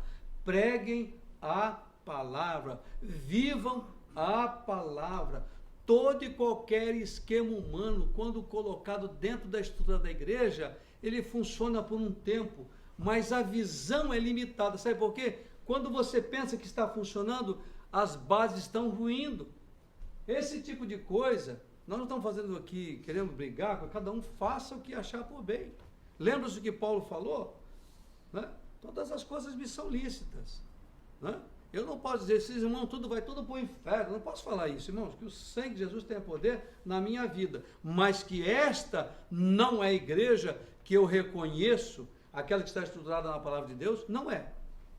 E tem outras coisas que eu não vou nem colocar para não criar nenhuma ferida e nenhum comprometimento, nem que nenhum irmão fique triste comigo. Mas, irmãos, a igreja, ela tem que estar firmada na palavra, e tudo aquilo que for feito não é para gozo da carne. Para isso, para o bem-estar da nossa casa, nós temos que pegar os feriados, sair com a família, passear, estarmos juntos, etc. Entendeu? Assim como foi perguntado há dias atrás, e nós podemos ir numa discoteca? Não. Pastor, vamos resolver esse problema da discoteca. Sábado de noite aqui, vamos fazer discoteca na igreja. Tranquilo, crente. Olha que maravilha. Discoteca aqui com luz, etc e tal. Que legal, lotou a igreja. Que nem diz agora, mano, lotou a igreja, agora o negócio ficou lindo, tá? Enganação, irmão. Agora nós vamos, todo mundo está se pintando aí, botando ela, vamos toda ficar tudo pintado. Agora todo mundo vai virar gibi aí, vamos todo mundo ficar de gibi. Irmãos, não tem nada a ver com isso. Eu não tenho nada no sentido de dizer, olha, o Senhor vai te queimar, Jeová. Não, não é isso não. Mas se nós nos adiantarmos a isso, aleluia, se nós colocarmos guardas à nossa porta, a igreja de Cristo e os pais nos seus lares, esta igreja vai crescer, vai se fortalecer. Não importa que juntem lá 1000. Quantos desses 1000 são salvos? Eu não sei. Quantos desses 1000 poderão ser salvos? Eu também não sei. Mas esse não é o esquema, ou não é a forma, como vocês queiram, de conduzir, penso eu, a santa palavra de Deus. A igreja, irmãos, como você viu ali que nós lemos, a igreja cresceu tanto, você viu que usou o termo multidões. Quanto tempo levou isso? Eram multidões, eles eram atraídos a Cristo. Irmão, e por que está acontecendo com a nossa igreja aqui, que eles não são atraídos a Cristo? Ah, então vamos nos fantasiar. Irmão, que é isso? Vamos nos encher de Cristo. A orientação da palavra é enchei-vos do Espírito Santo. Louvado seja o nome santo do Senhor. Tem aqui, irmãos, um exercício na página 85, com a permissão do doutor. Por que se dá tanta importância à estrutura e à forma da igreja? Isso é realmente crucial. Para quê? Porque sim, porque não? Você decide quanto a isso. Por que se dá tanta importância? E algumas igrejas, inclusive, um fala para você, sabe quem eu sou? Sabe quem? Irmãos, eu não sou. Olha, quem quiser ser grande, faça o que Jesus fez, sirva o outro. Tem pessoas, pois não. Mas eu acho que é muito importante estruturar uma igreja, porque só assim pode caminhar em uma visão. Sim, claríssimo. Senão fica um desordem total, porque Claríssimo. você vai na palavra com ordem e descer. Claríssimo. É exatamente do que nós estamos falando hoje. Se a igreja não estiver organizada, ela fica bagunçada. E a igreja que é bagunçada, que é desorganizada, ela serve como escândalo para os que estão de dentro e para os que estão fora. Entendeu? Então nós temos que fazer isso, e fazer com sabedoria. Temos aqui, irmãos, esta... Assim, e aí? Por que se dá tanta importância à estrutura e à forma da igreja? Isso é realmente crucial? O que vocês acham?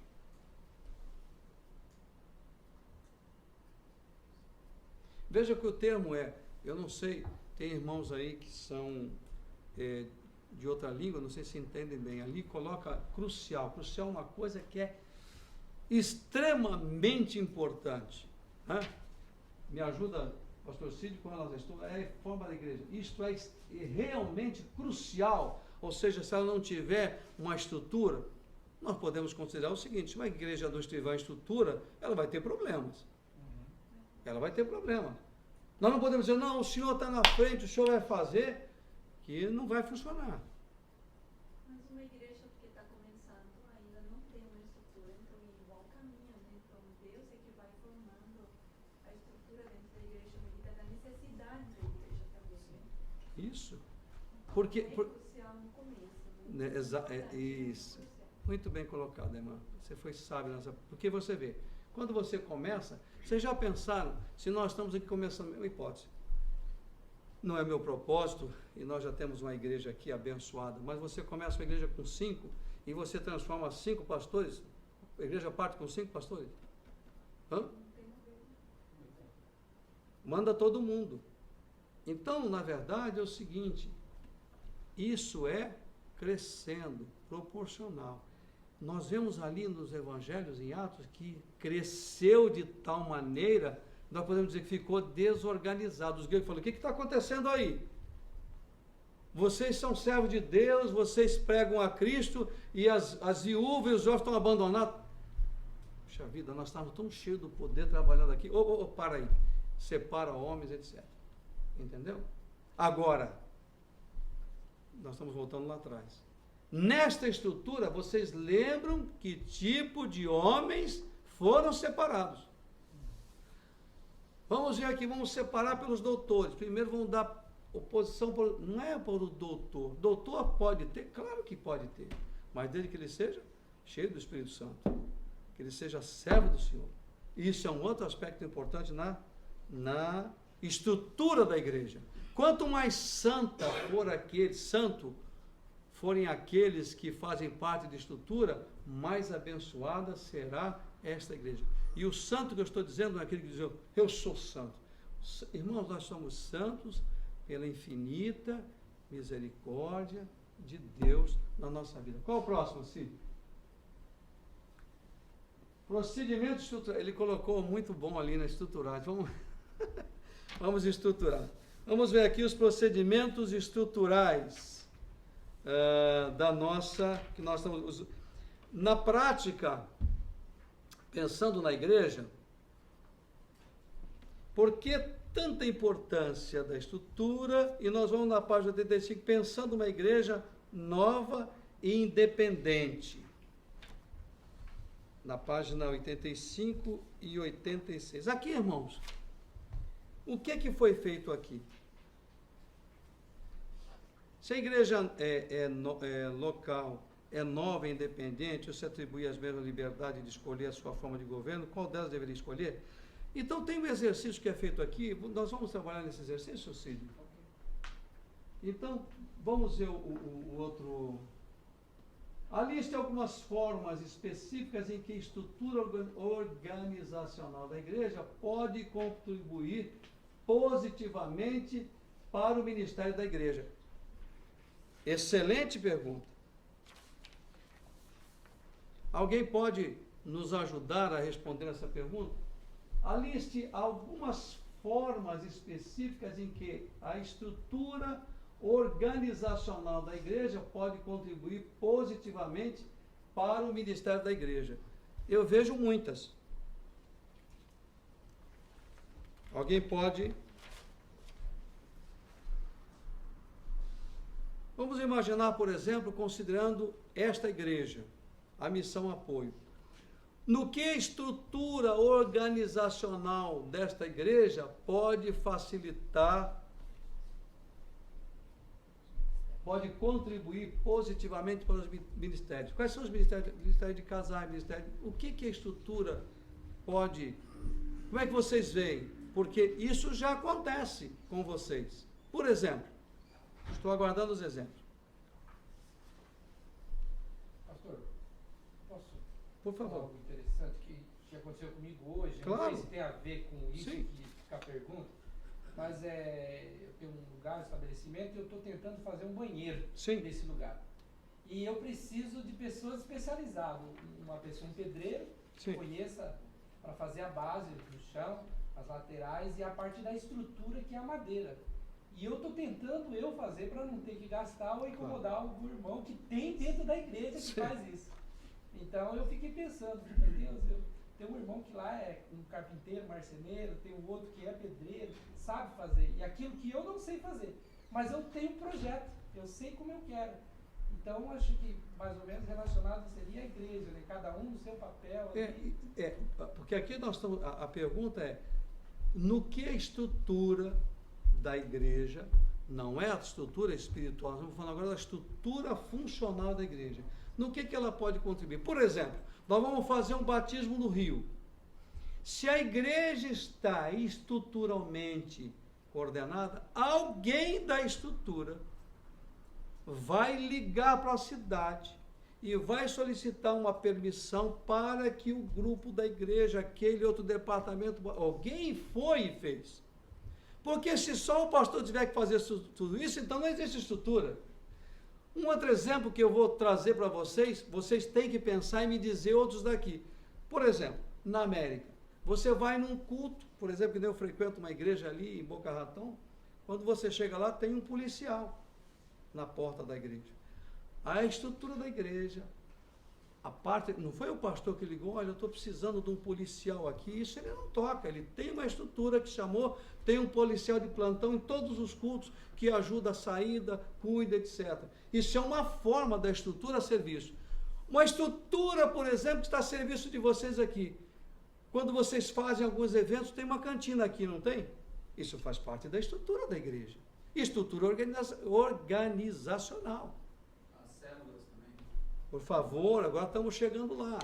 E aí, com relação às células? Os líderes, a organização, que o pastor citou, o batismo, eles são essenciais para poder organizar. Você está vendo? Você já imagina... Pois não, irmã? Acho que trabalhar com células facilita muito nessa questão organizacional, porque a gente ganha pessoas, ela começa a ser treinada para fazer a mesma coisa que nós fazemos, para que um dia, um ano depois, vamos dizer que ela se batizou nas águas, ela já está participando da organização no próximo batismo de pessoas que ela ganhou para Jesus.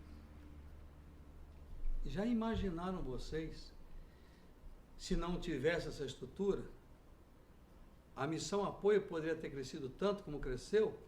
Sim ou não? Não. Agora você vê, por exemplo, o pastor que está nos seus afazeres, tem muito a ver com aquele versículo que diz, nós vamos nos dedicar ao estudo da palavra, o pastor está lá estudando a palavra, preparando para trazer o quê? Para não trazer palha, não é? Tem muita gente aí, não, uma palha, vou contar uma história aqui da minha vida, oh, esse pastor é maravilhoso. Não, ele tem que trazer a palavra, esse é o trabalho dele. Né? E de repente tem uma dificuldade com alguém, ele ficou sabendo, mas alguém da célula já entrou, pastor, eu vou visitá-lo. Pastor, eu vou falar com ele. Pastor, ele está precisando de um suporte, precisa levar a tal lugar, buscar, precisa de uma tradução. Já tem alguém. Aleluia. E assim a igreja vai se estruturando. Né? Depois vocês vão desenvolver, por exemplo, vão comprar um terreno e vão fazer uma obra. O pastor vai carregar carrinho de cimento, o pastor vai lá ter que negociar, o pastor tem que negociar. Não, o pastor está lá como uma figura, mas tem alguém que fala muito bem, que tem conhecimento daquela área, faz parte da estrutura da igreja. Ele é o secretário ou qualquer função que aí vocês podem me dizer, e o pastor vai estar assessorado. Ele não vai gastar aquele tempo, o que eu vou falar? Tem alguém que já vai, e ele o que ele faz? Se dedica à palavra, se dedica a pensar em como fazer para levar a igreja ao próximo nível espiritual, e a estrutura vai sustentando. Mais alguma coisa? Obter junto aos órgãos oficiais ou não, contribuição no sentido de manter e obter apoio social, talvez aqui não tenha, mas em outros países tem. Por exemplo, obter junto a órgãos do governo auxílio de material de educação e treinamento, a igreja entra com o seu prédio, o governo entra com recurso, suporte financeiro para fazer uma escola. Lá em Sul, a prefeitura nos procura muitas vezes para poder falar com a comunidade com relação à escola. Só que daí, quando vem e fala com relação à igreja, a gente já oferece também cursos que falam com relação à família. Olha que maravilha.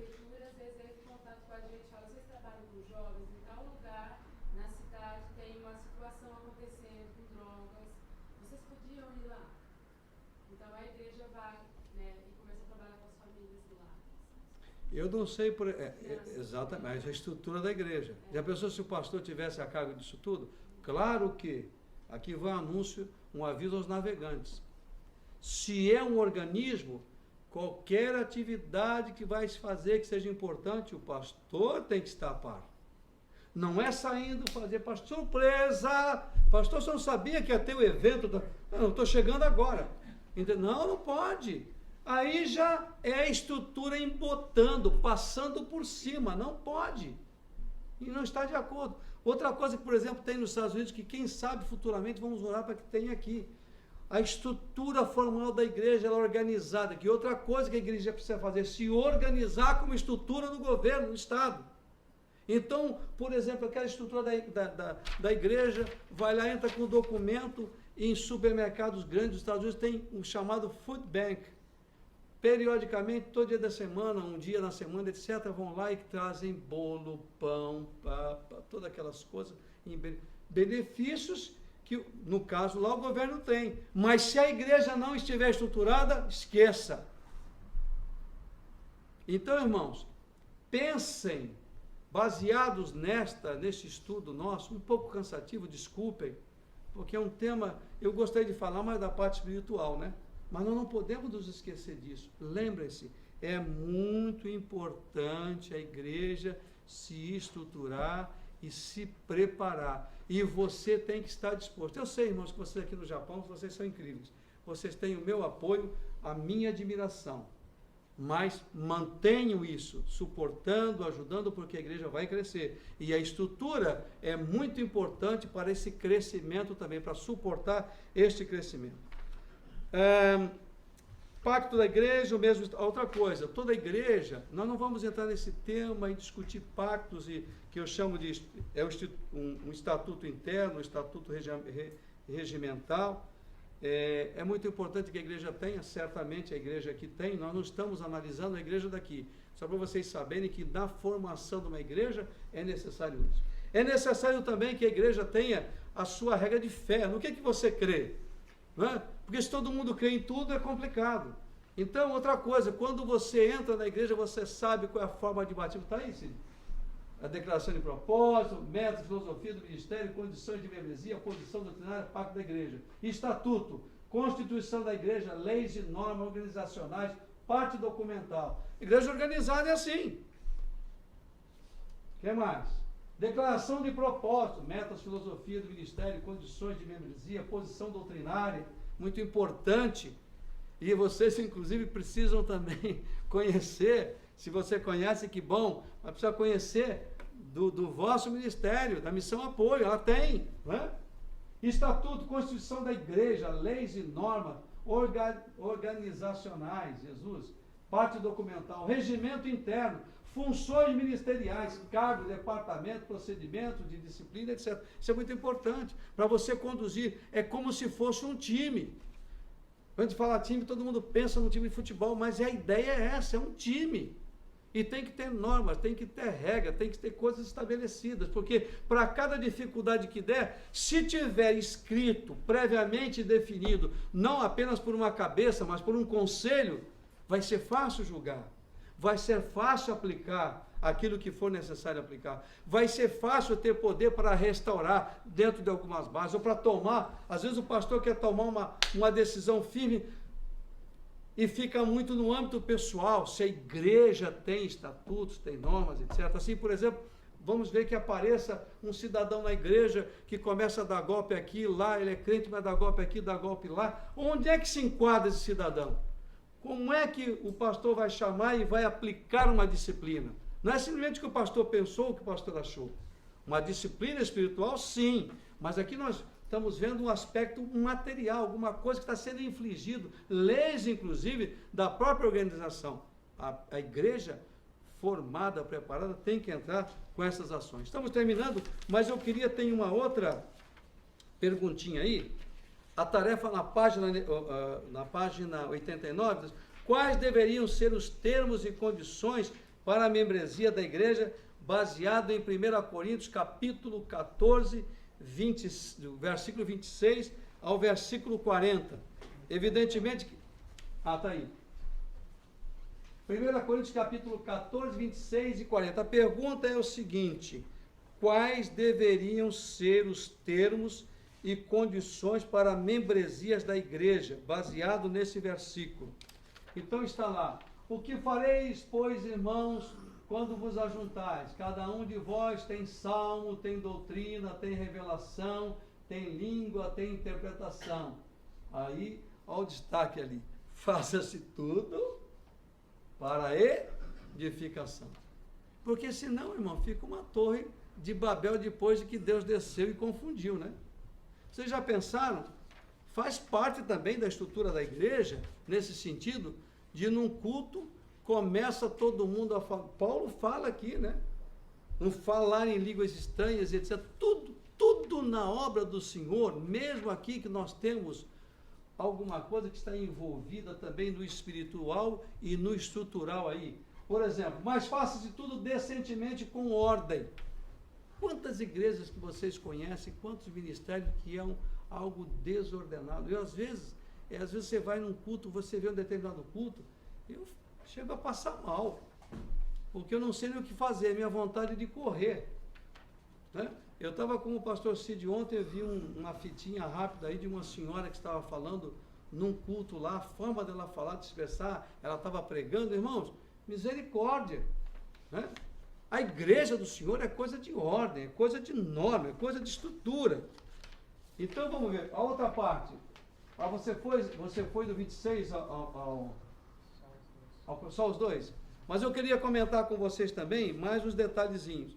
Se houver profecia, um ou mais fale cada um a seu tempo, para que todos entendam e sejam consolados, de sorte que haja ordem e equilíbrio. Não é?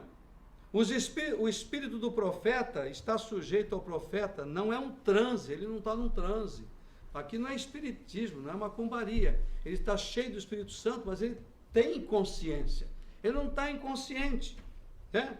O espírito do profeta está sujeito ao profeta, não é um transe, um desmaio, não está fora de si o profeta, mas sobre a orientação divina e consciente com o seu juízo perfeito. Eu aproveitei esse miolo que está aí, nesta referência bíblica. Nosso Deus não é Deus de confusão. Às vezes, num culto, dependendo da situação, você fica sem saber para que lado você vai. O apóstolo Paulo chama atenção. Nosso Deus é Deus de confusão. Falar sobre o comportamento, aí também, que é um toque que talvez não seria muito prudente, mas aí fala também sobre as esposas. Eu tenho até uma colocação a fazer com relação a isso, dentro desses versículos. Fala sobre o comportamento das mulheres para que elas não se excedam. Não só ela, como os homens também. Mas especialmente aqui Paulo pega nesse ponto. A importância de partilhar das suas atividades espirituais com seus maridos. Na ausência do marido, reporte a subordinação espiritual, obviamente a Deus, ao pastor da igreja, para evitar excesso e escândalo. Às vezes, em determinadas igrejas, principalmente no âmbito da área feminina, há excessos. Excessos que beiram coisas malucas. Existem cultos que existem por aí em algumas igrejas que são verdadeiros encontros de macumbaria, com dança, com aquela coisa toda. Evidentemente que essa igreja não tem uma norma, não tem uma disciplina. Isso traz confusão e traz também a intervenção do próprio inimigo se metendo no meio. Daqui a pouco você não sabe quem está cheio do Espírito Santo e quem está cheio do Espírito estranho, não é? E acontece que muitas pessoas são levadas por isso e traz confusão e problemas e destruição na igreja. Fala sobre o comportamento também. Toda igreja, organização precisa ter escrito a sua declaração de fé. E isso vocês vão encontrar, irmãos, nas páginas 3 a 5 deste livrinho. No finalzinho do livro, exatamente, no final do livro, nas páginas 3 a 5. Quero fechar. Eu gostaria muito de sugerir a vocês, apesar que eu não vou estar aqui, mas sugerir a vocês, irmãos, que lessem essas coisas, para seu conhecimento, para que você, quando for envolvido na estrutura e na necessidade da igreja, você saiba como se comportar. No finalzinho do livro, tem lá na página, bem no finalzinho, você encontra na página, que nem eu falei, no apêndice está aqui, ó. Então, a partir daqui você tem, por exemplo, como preparar isso, como montar, etc. Da missão já está preparado na página 2, 3 e, se não me engano, na 4 também, e na 5 é importante você ler, para você saber, se um dia você tiver que participar de alguma coisa, isso daí é subsídio para você pensar e cooperar com alguma coisa. Irmãos queridos, o preparo dos obreiros, ele é muito importante. Eu sei que vocês estão cansados, a hora já passou, mas eu fico feliz por vê-los aqui, pelo esforço de vocês de aprenderem. Essa é uma parte pesada e uma parte difícil. E às vezes nós não nos interessamos muito das coisas que não são as chamadas espirituais, mas elas fazem parte da igreja. Uma igreja que não tem estrutura, uma igreja que não tem organização, é que nem um lar que não tem cabeça, né? Que todo mundo manda. E no final das contas deste lar, manda o pai, manda a mãe e manda os filhos. Quem é que manda? Ninguém manda. E aí entra as confusões e todos aqueles problemas sérios. A igreja tem e é constituída de homens cheios do Espírito de Deus, aqueles que cuidam exclusivamente da palavra e aqueles que fazem a organização, fazem funcionar e dão suporte para que a igreja cresça firme, forte, cheia da graça, saudável e abençoada. Eu rogo a Deus que abençoe cada um de vocês nesta noite. Eu agradeço pela paciência com que vocês tiveram de me ouvir. Espero que eu tenha desempenhado a contento as minhas responsabilidades hoje. É muito difícil estar momentaneamente substituindo o mestre e sabendo que o mestre está aqui na sala. É mais difícil, né? Mas, irmãos, não é uma lição difícil, mas é importante que vocês saibam, acima de tudo, prevalece o conhecimento e a palavra de Deus. Que Deus nos abençoe, que Deus nos guarde. Orem por mim e pela minha esposa e pelo trabalho que estamos fazendo, e que por onde nós passarmos, nós possamos ser bênçãos, né? Tanto na parte espiritual, que é a que nós mais militamos, como também na parte estrutural, se nós pudermos de alguma maneira abençoar e ajudar a igreja. Deus abençoe vocês. Muito obrigado. Oremos então. Pai querido, nós te louvamos por este tempo precioso na tua palavra, na tua presença. Te agradecemos pela tua palavra. Senhor, te agradecemos pelo estudo desta noite, pelo tema que foi tratado. Nos alegra profundamente saber que esta igreja caminha em conformidade com a tua palavra, baseado naquilo que está escrito, baseado na fé que uma vez foi dada aos santos. Senhor, abençoa o pastor desta igreja, pastor Cid Carneiro, e os demais irmãos e toda a estrutura espiritual, a estrutura administrativa. Abençoa, Senhor, os projetos desta igreja, o que eles estão fazendo, o que eles farão com a tua ajuda e com o teu favor. Ouve, ó Deus, a nossa oração e aceita a nossa gratidão, pois a ti oramos, ó Deus, e te agradecemos em um nome poderoso de Jesus. Amém.